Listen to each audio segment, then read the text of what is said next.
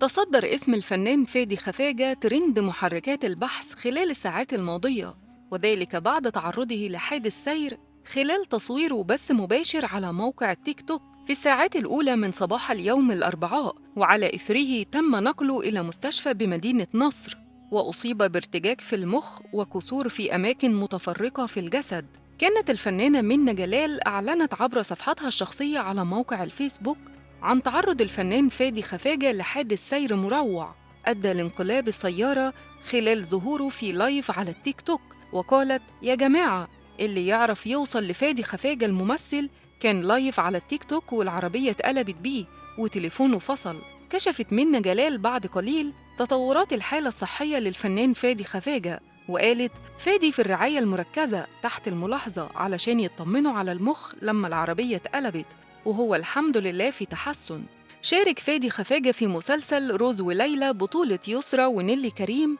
الذي يتم عرضه عبر منصة شاهد.